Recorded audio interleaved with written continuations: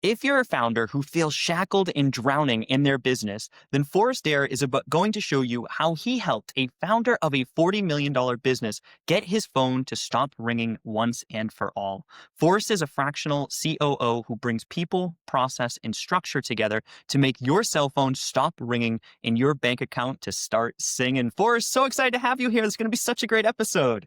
Appreciate you. Thanks for the invite, Adam. Absolutely. So tell me, what sort of problem was your client dealing with when they decided to reach out to you in the first place? Yeah, this founder, similar to most of my clients, they have founders who have started businesses and they've scaled to a certain point. But what happens is these business owners get to a tipping point where they realize that they can't continue to grow the business because so much of the business relies on them. So their phone is ringing more often than not from employees and or clients to solve problems. And so they haven't built the structure or accountability in their business to allow them to take a month off or take a week off even. And so those clients are typically reaching out to me and asking for help on how to build structure out of the chaos, so to speak. That's awesome. And when you're working with your clients, what do you typically look at? Like, I guess the most important question is, how do they figure out what the next most important thing is for them? What does growth mean to them? What does that ideal outcome look? How do you actually go into that with your clients? Yeah, one of the first things I ask them is where are they taking the company? And a lot of times a founder knows where they're taking the company, but nobody else in the organization knows where they're going. And that sounds so basic, but I find it over and over again where the founder has a clear vision in their head, in their mind on where they're taking the organization, what steps they want to go through, but nobody else in the organization, at management level, understands where the company is going. And so first part is really just to break down what does that clear vision look like for the organization? What are the values of the company? Where do you want to be in 10 years? Where do you want to be in 5 years? Where do you want to be in 3 years? Just breaking that down into components so that then it's clear where where the founder is going, but also clear that we can communicate that to the rest of the organization. I love that. And how do you go about kind of solving that for them? Like, what is the solution to these clients' issues? Yeah. Yeah, again, the first is I say I lock them in a room to make sure I can understand what their business looks like. I had one that I spent a whole day in a room in a dry erase board, and when they got done, they were exhausted, but clearly understood that where they'd been missing the mark. They had not been communicating to their team where the organization was going. So the first step is to make sure we have a clear documented vision.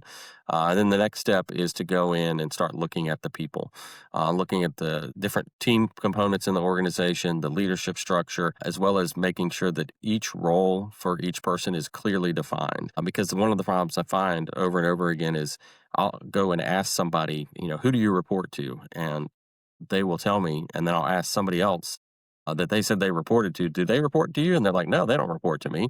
And it's just interesting to see how organizations have grown by brute force instead of by structured organization. And so my job is to come in and build that structure and build that accountability so that everybody is rowing in the same direction and everybody knows what their responsibilities are. It's awesome. So walk me through that just one more time. I just want to make that crystal clear. So step Yeah. one, step two, what were those Yeah. again? Yeah. Step one is to make a clear vision, clear documented Mhm. vision.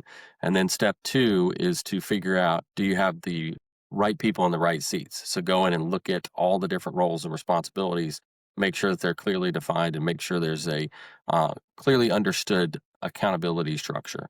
Who reports to who and what are the outcomes that we're looking for each one of those people? And then the last step is to figure out what is that core processes document look like? So, what is the proven process on how the organization operates so that it's clearly documented and everybody understands how to do certain things in the business and just the major components of the business? So first, before we go through that, we have to kidnap the person, lock them in a room. Not just joking, just joking. Oh, that's our strategy right now. Yeah, absolutely. So let's go through each of those steps, as I think that's going to be super valuable for the listener. Yeah. So let's go through clear vision. Yeah. How do you go about creating a clear vision with your clients? Yeah, and it's really not about creating a clear vision. It's about documenting the vision so it's clear. So just taking that company, that founder step by step through. Why did you start this business? What is the purpose behind it? what is your focus? What are the problems that you're trying to solve for your clients? And documenting that step by step so that they understand it, but then so that everybody else can understand it. And then looking at where the company is going. Not only where has it been, but where are we going?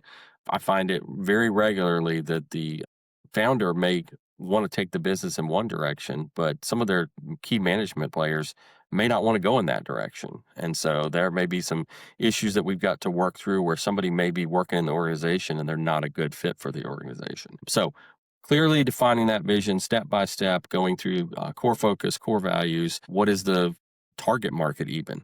I find organizations that they just spray and pray with marketing. And so they're just doing Google ads or sending email notifications out, and they're not clearly defining who they're targeting and where they're spending that money. So that's the first step, is really just defining that vision of where the organization is going.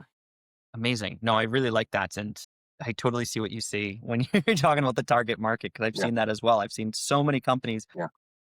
say, oh, you know what? My target market's everybody in this. And it's like, Yes. maybe not. Yeah. But Not I think not that it's you wouldn't. fascinating. The fact that you're talking about that people, like the key people inside of the organization, aren't aligned. That's Yeah. crazy to me. And Yes. I can't even imagine how much that hinders company growth. Yeah, and it's one of those silent things that hinders growth that you don't even realize. So I've had organizations where the management team was like, we've got enough business. We don't need any more. And that was uncovered in the process of interviewing and talking with people. And, the founder's like, no, man, I want to take this business to 100 million. And if you think we've got enough business and you're happy where you are, then maybe you're not a good fit for where we are. For sure. Absolutely. Okay. So once we've gone ahead and documented that clear vision, the next part is that organization structure. Yep. Walk me through this. Yeah. So one of the things I've seen is companies focus on organizational charts, and organizational charts are really about hierarchy. What's your title and who reports to who from the standpoint of tiers. And from an accountability structure standpoint, I like to focus on who reports to who as far as who's accountable for that outcome, but then what are the individual responsibilities that that person is focused on a weekly basis, on a daily basis. Many times, I ask for a job description for somebody, and it's a 3-page document with 27 bullet points. That person cannot focus on all those 27 bullet points. That's not how it's not a practical way to get things done. So what I go back and I say, what are the 5 to 7 things that really make up 20% of their job, but makes up 80% of the results? Goes back to that 80-20 rule.